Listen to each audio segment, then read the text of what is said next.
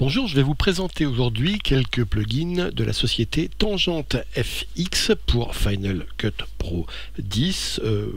C'est une petite société qui fait quelques petits plugins, pas chers et que j'aime bien moi, donc voilà.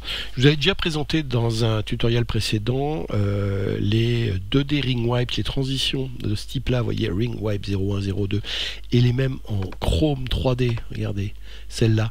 J'en ai réappliqué une pour vous montrer, je vous mets le lien vers le tutoriel que j'ai déjà fait. Maintenant je vais vous présenter le reste de ce qu'ils proposent comme plugin, parce que je trouve ça tout à fait intéressant, pas cher. Moi je les ai et je voulais vous faire partager un petit peu ce que ça peut donner. Alors en complément de ces rings, notamment de ces rings 3D ici, hein, comme ça, un petit peu genre anneau 3D, il y avait le même genre de transition en Chrome, mais avec des barres. Hein. Donc je ne l'avais pas présenté, mais vous voyez, j'applique une... C'est un peu les mêmes choses que les anneaux ici, sauf que ce sont des barres. Hop, voilà. Alors c'est soit dans ce sens-là, c'est-à-dire en fait que ça ouvre au milieu, hein, et que ça vient écarter verticalement pour révéler le plan B, hein, en partant du plan A, soit c'est l'inverse, avec il y en a trois qui vont dans ce sens-là, un peu différentes, et trois autres qui à l'inverse, regardez, hop, les barres partent d'en haut et effacent petit à petit, hein, vers le milieu, le plan A, pour révéler le plan B, et s'en vont ensuite. Hein. Donc voilà, c'est un peu les mêmes à l'envers. Donc on est soit sur ça, soit sur Chrome Bar 1, soit sur ce style d'effet. Donc ça c'est les Chrome Bar qui valent les Chrome Bar si je dis pas de bêtises c'est 19 $. Vous voyez que c'est pas vraiment, ça fait à peine même pas 15 euros. Et c'est voilà, c'est utile. Moi je m'en sers, je les utilise assez régulièrement, surtout les rings. Enfin. Alors cette jeune société vient de sortir plusieurs autres plugins et c'est cela que je voudrais vous montrer assez rapidement aujourd'hui, notamment d'autres transitions sous forme de lance-flair ici.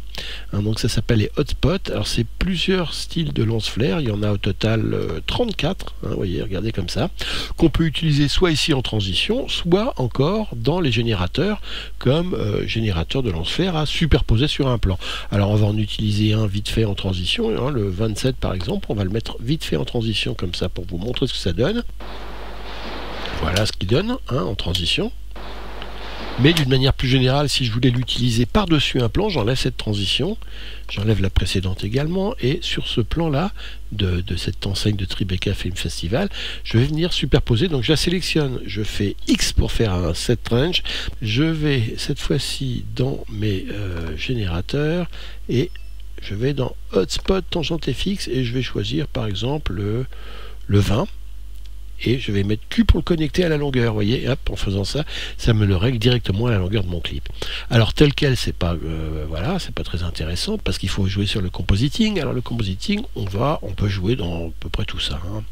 Donc on va essayer par exemple, bon le classique c'est superposition, et voilà ce que ça donne, vous voyez, cette fois-ci mon lance-flair, je le vois superposé. Et je peux jouer sur son opacité. Alors à noter que c'est un peu faible ici, donc on va jouer plutôt que sur la superposition, on peut jouer sur éclaircissement, là on le voit beaucoup mieux. Alors jouons sur éclaircissement, sachant qu'on peut jouer sur son opacité aussi également si on trouve que c'est trop fort. Mais là je l'aime bien comme ça. Et maintenant on va regarder un petit peu comment le régler. Donc, je me mets en dynamique, c'est-à-dire je me mets en lecture autour de la tête, hein, voilà, comme ça, de manière permanente. Voilà. Et je vais regarder en dynamique dans vidéo ce que je peux régler sur mon effet. Donc générateur ici, alors vous voyez là, brightness, je peux être plus ou moins fort. Regardez, ça c'est très très fort, un peu trop sans doute, donc je le règle comme ça. Il y a la couleur, une des deux couleurs, parce qu'il y en a deux qu'on peut régler. La première, par exemple, je vais le mettre en jaune, on voit bien comment ça tranche, et hop, vous voyez le jaune. Et cette couleur jaune, je peux également jouer sur son intensité, là c'est très très fort. Là par contre ça va être beaucoup plus soft. Voilà. Et ensuite je joue sur la clone couleur, hein, qui est un clone de la première mais mise ailleurs. Et donc là encore je vais, plutôt que d'avoir du bleu pour bien marquer la différence, je vais me mettre en rouge pour que vous voyez bien la différence. Alors c'est ce rouge. Je peux également jouer sur son intensité. Vous voyez là où il est le rouge, on voit mieux maintenant, ou plus ou moins comme ça fort. Voilà. Alors après on joue soit en mirror où on enlève le mode miroir. Là on n'en a qu'un. Hop, mode miroir, on en avait deux. On peut aussi flipper, c'est-à-dire le clone, celui qui est à gauche, on peut l'envoyer ailleurs. Vous êtes en bas à gauche, il est en haut à gauche. Et on peut également renverser l'image sur le plan X, donc c'est l'inverse, et sur le plan Y. Voilà. vous voyez on a pas mal de paramètres pour s'amuser à régler son lance-flaire comme on veut, hein, en sachant qu'on peut aussi le remplacer par un autre, puisqu'on en a, vous regardez ici, au total 34 avec lesquels qu'on retrouve en hotspot chez Tangente FX, soit ici dans les générateurs, soit donc dans mes transitions ici à hotspot transition. On peut aussi jouer sur leur taille, hein, je vous ai pas dit, mais regardez encore une fois ici, si on n'est pas content du truc, on peut aussi se dire qu'on va jouer en vidéo sur le... Voilà, hop, je zoome un peu encore et je vais jouer sur sa position. Maintenant que j'ai zoomé, je peux m'amuser à, par exemple, voilà, venir le mettre comme ça. C'est complètement autre chose que je viens de créer, hein, pour le même prix, en jouant simplement sur l'échelle, hein, du lance-flaire et sur sa position. Il faut y penser, hein, parfois quand on a des générateurs comme ça qu'on peut jouer avec, hein, sur la taille, sur la rotation notamment, sur sa position. J'aurais pu également, vous voyez ici, effectivement je ne l'ai pas fait, mais regardez, là il est actif là. J'aurais pu le... Ah, il n'est pas tout à fait rempli ici, donc faut que je zoome un peu plus parce que sinon ça va faire bizarre. Voilà, mais je peux aussi le tourner, hein. Alors là effectivement il faut que je fasse attention de ne pas sortir de mon écran, hein. Si je le tourne trop, il y a ici, il faut que je fasse attention à sa largeur, comme ça ici, pour qu'il soit toujours bien superposé. Mais c'est pour vous dire qu'on peut quand même faire pas mal de choses à partir des modèles que nous propose par défaut Tangente FX. Il y en a 34, je vous rappelle, hein, des lance-flaires différents, assez je trouve assez sympa. Regardez celui-là par exemple, il est joli, hein, il y en a vraiment, voilà, je les trouve tous très variés. Alors maintenant on va regarder autre chose, c'est les light paths. Alors là ce sont que des transitions sous forme d'une espèce de tube néon. Voilà, donc là je mets le 11 au hasard. Il y en a combien là? Attendez, je reviens sur des light paths, il y en a 20. Putain, je prends le 20e ici, hop, je le pose par défaut. Ce sont que des transitions, hein, les light paths. Regardez ce que ça donne, c'est des transitions sous forme de rayon laser de couleur. Et en fait, regardez, si je regarde image par image, ce qui se passe. J'ai mon rayon ici qui arrive dans l'image et qui fonce vers la caméra et hop, il l'éblouit. C'est moins évident, on va plutôt en prendre un autre, on va prendre celui-là.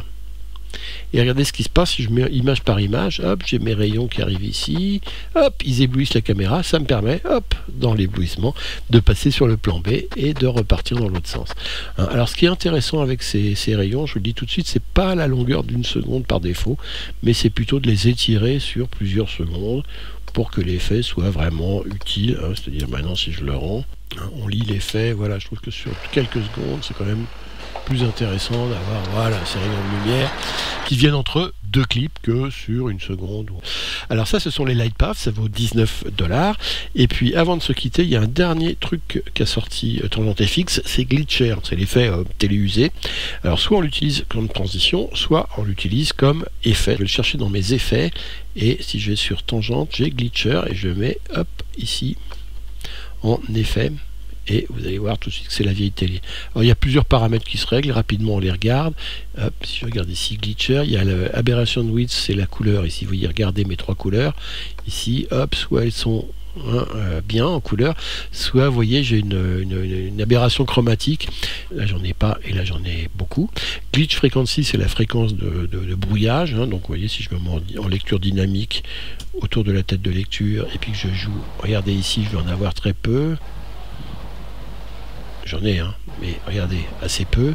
Mais si à l'occurrence je me mets de l'autre côté, regardez là, ça va pas arrêter de bouger. Hein, non-stop, regardez, voilà. Donc je vais mettre à peu près au milieu. Noise frequency, c'est la fréquence du bruit. Alors, le bruit étant, c'est ce qu'on voit là, vous voyez, là le bruit. Ça, c'est du bruit. Voilà, donc là, ça m'arrive de manière aléatoire et on peut régler la fréquence, vous voyez, ça là. Et après, on joue les pixelate, c'est les images pixelisées. Regardez par exemple, c'est leur taille, hein. Mes images pixelisées, ça aussi ça arrive de manière aléatoire, je vais essayer de m'arrêter sur une, voilà, regardez ça ici en bas, la taille se règle ici, vous voyez, hop, ça je sais plus où on n'est pas, et là j'en ai de la pixelisation, toute petite, un peu plus grosse, et là très, voilà.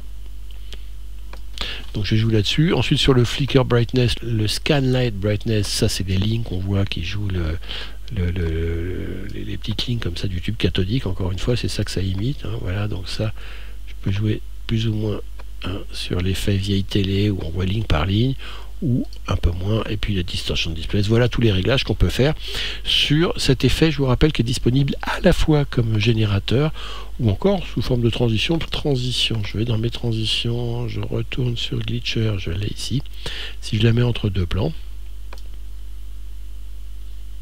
je crée une transition parce que c'est vrai. Et regardez ce que ça va me donner. Voilà, c'est l'effet vieille télé. Et qu'est-ce qu'on peut régler dans la transition? Bah pareil, on retrouve tous nos réglages, l'aberration chromatique, etc. On la retrouve sur la transition. Donc vous voyez que ce sont des transitions quand même assez complexes qui sont proposées dans Glitcher Transition et Effet pour 19 $ par la société Tangent FX. Je vous montre la page web de leur site, voilà, où on trouve tous leurs produits pour Final Cut Pro 10. Merci et à bientôt.